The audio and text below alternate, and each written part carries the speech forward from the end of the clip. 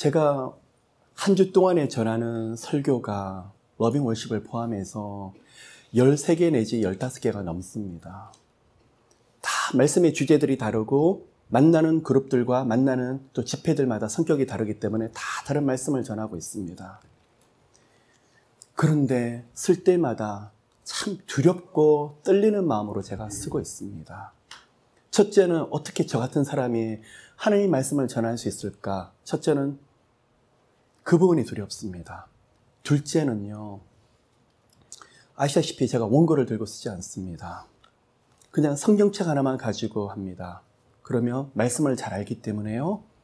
말씀을 다 외웠기 때문에 아닙니다. 제가 두렵고 떨리는 것은 저 같은 부족한 그릇을 가지고 성령 하나님께서 저를 기름 부으시고 성령님 저를 통해서 마음껏 말씀해 주시옵소서. 제가 성령님을 제한하고 싶지 않기 때문에 제가 어떤 프레임을 가둬두고 싶지 않아서 이 자리에 그냥 올랐습니다. 혹시나 인간적인 생각으로 잘못 말씀을 드릴까 봐 참 두려울 때도 있고 그렇기 때문에 주님 앞에 벌벌 뜨는 마음으로 이 자리에 섭니다. 정말 성령께서 여러분 가운데 함께 임재해 주셔서 영과 혼과 육을 깊이 만져주시는 러빙 월십이 되시길 예수 이름으로 축복합니다.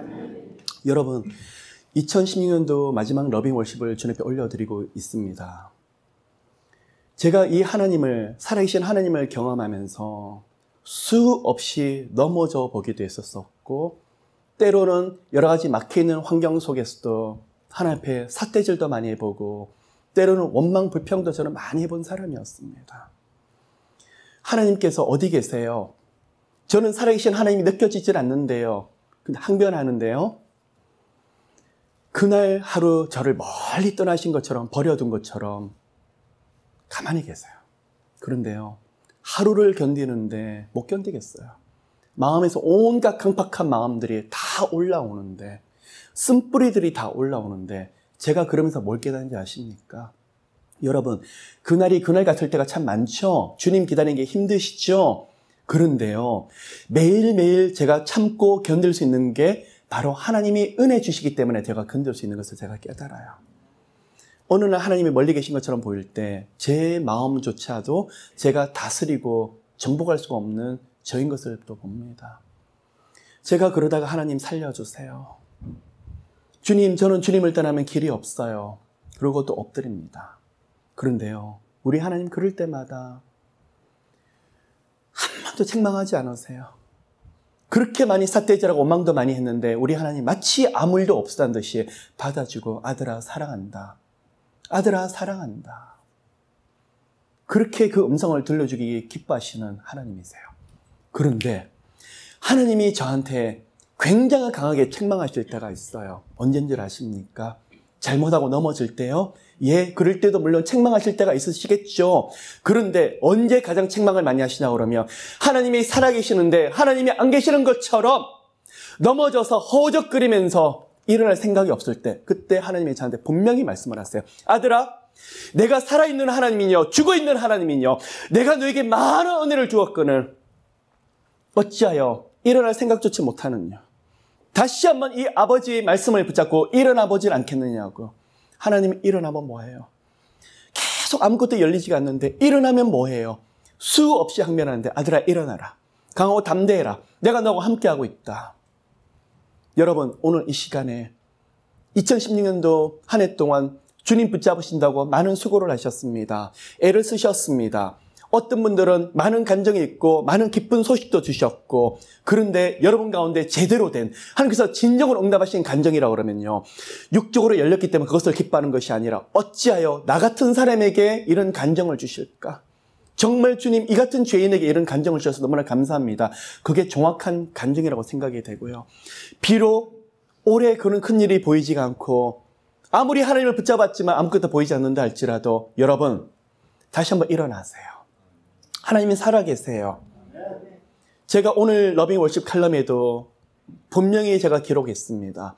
왜 예수께서 BC와 AD를 가르치는 그 시간에 오셨을까요? 왜 하나님은 그 시간을 택하셨을까요? 헤롯 대왕이 로마 황제의 힘을 빌려서 자기가 유대인의 땅에서 왕 노릇을 하고 있고 백성들에서는 진정한 왕이 없는 그 시기에 로마인들은 오히려 압제하기 시작을 합니다. 이전에 있었던 바벨론, 페르시아, 그리고 그리스와는 비교도 되지 않을 정도로 강력한 힘을 가진 나라가 제국이 바로 로마였는데 우리 하나님은 그것을 반대로 역이용을 하시는 거예요. 자, 로마가 세계를 제패했습니다. 여러분 잘 아시는 대로 모든 길은 로마로 통한다고 황제가 말을 했었습니다. 그런데요, 그 길을 따라서 복음이 모든 길은 로마를 통할지 몰라도 그 길을 따라서 헬라어로 번역이 된 성경 말씀이 세계 각국으로 다 퍼져나갈 수 있도록 하나님이 그 일들을 하셨던 거예요. 언어를 통합시키셨어요. 그리고 그 헬라어를 통해서 곳곳마다 인종에 상관없이 나라와 백성들에 상관없이 성경 말씀이 손에 들려지도록 하셨어요. 로마 황제는 힘으로 제패했는지를 모르겠지만 우리 하나님께서는 그 길을 따라서 곳곳마다 교회가 세워지도록 하셨었어요.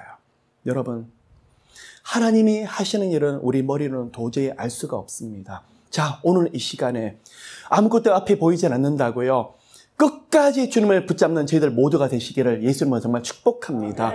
여러분, 성령께서 함께 하시는 증거 중에 한 가지가 회개의 영이 기름 부으셔서 주님 제 탓입니다 하는 그 은혜도 있겠지만 오늘 하루 종일 좌절하다가 다시 하루가 가기 이전에 주님 살아계시죠. 그 하나님 붙잡고 다시 한번 일어나 볼게요 하는 그 마음을 성령께서는 반드시 여러분 가운데 주세요.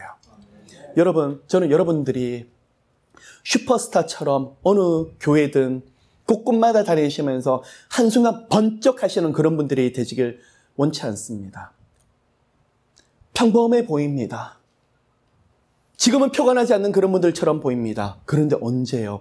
다른 옆에 있는 영혼들이 위기가 오고 아플 때 그 영혼들을 여러분 경험하셨던 하나님을 가지고 하나님 말씀을 가지고 간증을 가지고 그 옆에 영혼들을 일으켜주시는 중보 사역자가 되시길 예수님으로 축복합니다.